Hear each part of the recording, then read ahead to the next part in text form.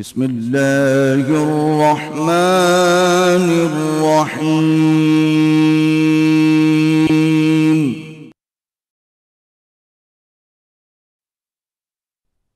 ان اللہ لا یغیر ما بقوم حتی یغیروا ما بانفسهم خدا اس نعمت کو جو کسی قوم کو حاصل ہے نہیں بدلتا جب تک کہ وہ اپنی حالت کو نہ بدلے۔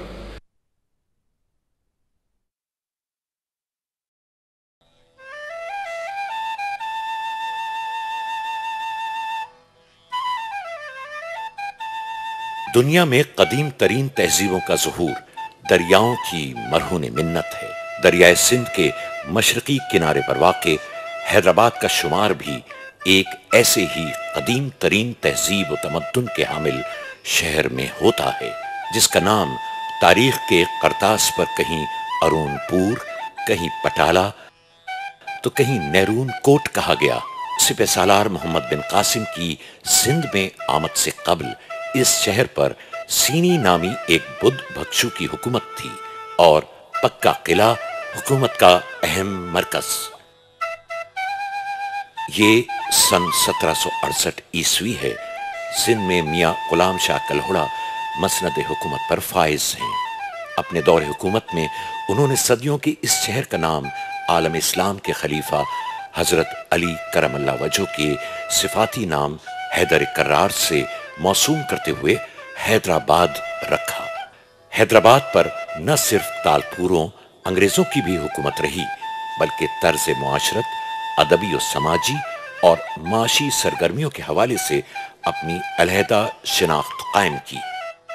14 اگست سن 1947 کو لاکھوں قربانیوں اور جد و جہد کے بعد مملکت خداداد پاکستان دنیا کے نقشے پر معرض وجود میں آیا۔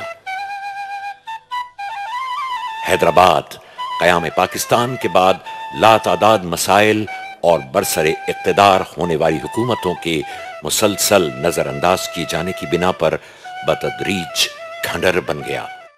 لیکن پھر ہوا یوں کہ مقامی حکومتوں کے نظام کے تحت سن 2005 کے دوران متحدہ قومی موومنٹ کے قائد الطاف حسین کے بخشے گئے اعتماد پر کنور نوید جمیل ضلعی حکومت حیدرآباد کے ناظم کے عہدے پر منتخب ہوئے۔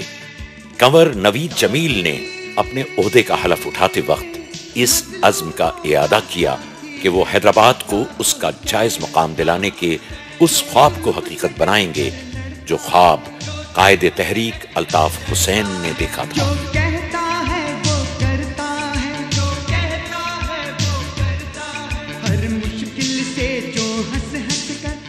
ضلع ناظم حیدرآباد نے اپنے سفر کا آغاز کیا۔ انہیں اس امر کا بخوبی ادراک تھا کہ ان کے اس سفر میں شدید مشکلات پیش آئیں گی، نہ جانے کتنی راتیں جاگنی ہوں گی تاکہ حیدرآباد جدید ٹیکنالوجی سے ہم آہنگ، سہولتوں سے آراستہ اور ایک درخشاں دور میں داخل ہو سکے۔ کنور نوید جمیل نے حیدرآباد کے بہتر مفادات کو مد نظر رکھتے ہوئے انتہائی جرأت مندانہ اقدامات کیے، جس کی بنا پر مثبت نتائج عوام کے سامنے آئے اور عوام کی جانب سے انہیں زبردست پذیرائی حاصل ہوئی۔ حیدرآباد ہمیشہ ہی سے فن و ثقافت، علم و ادب کا گہوارہ رہا ہے، مگر حوادث زمانہ نے ان ادبی و ثقافتی سرگرمیوں کا قصہ پارینہ بنا دیا تھا۔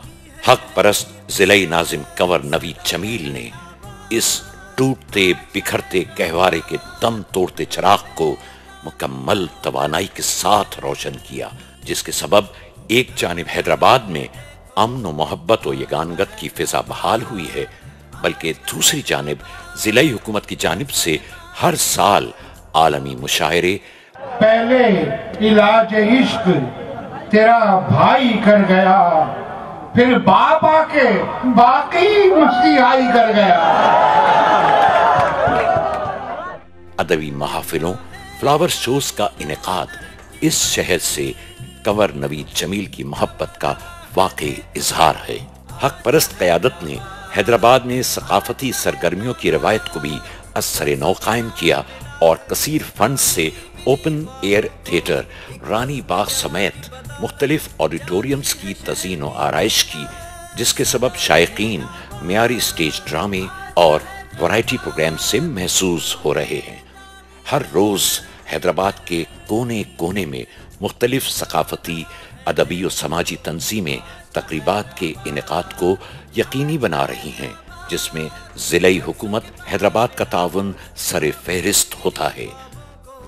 سرمئی ہواؤں، ٹھنڈی شاموں کا شہر حیدرآباد میں بااثر افراد کی جانب سے قائم کردہ تجاوزات کے نتیجے میں راستے، کوچہ و بازار پیدل چلنے والوں کے لیے اور ٹریفک کے لیے مسدود ہو گئے۔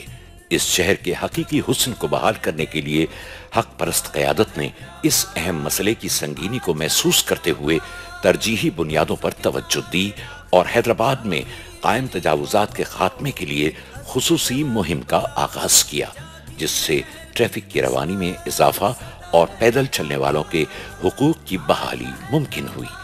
حیدرآباد میں تجاوزات کے خلاف جاری اس مہم کا آغاز ہر سطح پر انتہائی تیز رفتاری کے ساتھ کیا گیا۔ یہ مہم حیدرآباد کی پہلی مہم کے طور پر تاریخ کا حصہ بنی۔ آج حیدرآباد کے لوگوں میں کھلی فضا اور کشادگی کا احساس اجاگر ہو رہا ہے۔ صبح کا سورج طلوع ہوتے ہی حیدرآباد کی سڑکوں اور بازاروں میں زندگی بھاگتی دوڑتی دکھائی دیتی ہے۔ حیدرآباد میں بیرون شہر سے مال بردار بھاری گاڑیاں داخل ہو رہی ہیں تو کہیں اندرون شہر یہی گاڑیاں ٹریفک کی روانی میں خلل اور لوگوں کے لیے پیچیدہ مسائل کا سبب تھے۔ چنانچہ ضلعی حکومت نے ایک حکم نامے کے ذریعے حیدرآباد شہر کی حدود میں بھاری مال بردار گاڑیوں کے صبح 7 بجے سے رات 10 بجے تک کے لیے داخلے پر پابندی عائد کر دی، جس سے ایندھن کی بچت کے ساتھ ساتھ فضائی آلودگی میں بھی خاطر خواہ کمی واقع ہوئی ہے۔